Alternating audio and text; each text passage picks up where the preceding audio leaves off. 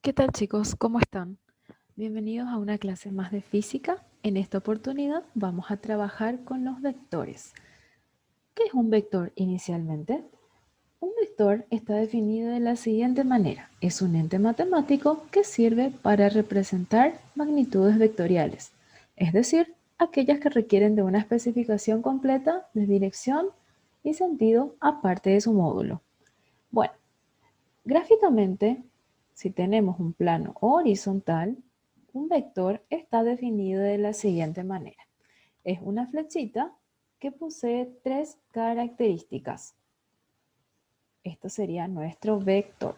Llamémosle vector A. Este vector posee lo siguiente. Posee en primer lugar un módulo. El módulo de nuestro vector sería el largor de nuestro vector. O sea, todo esto de aquí hasta aquí representaría el módulo de nuestro vector, que es su primera característica, el módulo del vector. La otra característica de los vectores es que poseen también una dirección. La dirección de los vectores está determinado siempre teniendo en cuenta lo que sería el plano cartesiano. En un plano cartesiano bidimensional, como estamos viendo en este caso, vamos a tener aquí un plano que tenemos un eje en el cual tenemos un eje X y un eje Y. Siempre los vectores tienen una dirección medida a partir del eje X positivo en dirección antihoraria. Es decir, el ángulo siempre se va a medir en dirección antihoraria a partir del eje X positivo. Y aquí, por ende, vamos a tener en la dirección de nuestro vector. Podemos llamarla dirección alfa, beta, gamma o con cualquier otra letra griega que nos indique que esto es un ángulo. Llamémoslo en este caso alfa. Y luego vamos a tener, aparte del módulo y aparte de la dirección de nuestro vector, vamos a tener lo que sería el sentido de ese vector. Y el sentido del vector está determinado por la flechita que tenemos aquí. En este caso, así determinamos el sentido. Y de esta forma tenemos las tres características de un vector o sus tres propiedades. O sea, toda magnitud vectorial tiene que tener módulo, dirección y un sentido. Ahora, todo vector está graficado también de esta forma. En este punto, donde empezamos a graficar el vector, lo conocemos o lo nombramos punto de aplicación.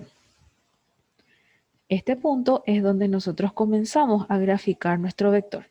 Y luego vamos a tener lo que sería el módulo o la intensidad, como ya estábamos hablando. Y dependiendo de eso, ya nosotros vamos graficando el vector en cualquier parte del plano cartesiano.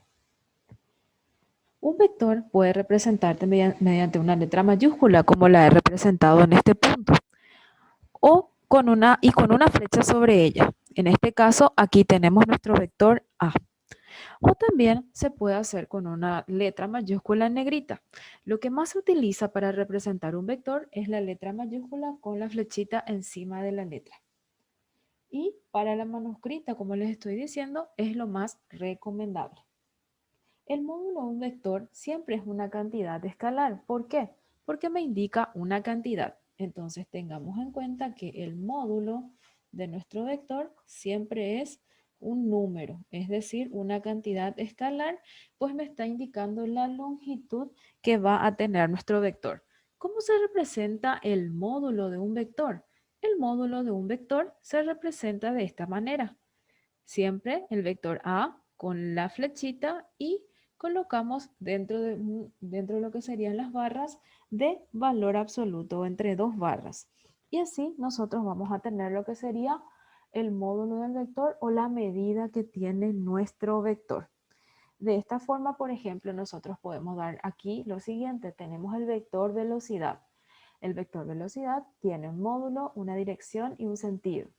Pero si nosotros queremos hablar solamente del módulo, tenemos que tener en cuenta en una pequeña observación que el vector, propiamente dicho, viene a ser la velocidad.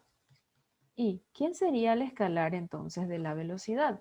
Bueno, El vector es la velocidad y la rapidez sería el módulo de lo que es nuestro vector velocidad. O sea, la rapidez es una cantidad de qué tipo? Es una cantidad escalar. Entonces, tengamos en cuenta estas pequeñas diferencias para poder trabajar con esta unidad. Como ven aquí, nuestro título nos dice método del polígono. El método del polígono también se conoce en otros libros como el método gráfico y nos habla de lo que sería la resultante gráfica de dos o más vectores. En un próximo video estaremos viendo todo lo que serían los ejemplos de resolución mediante el método del polígono.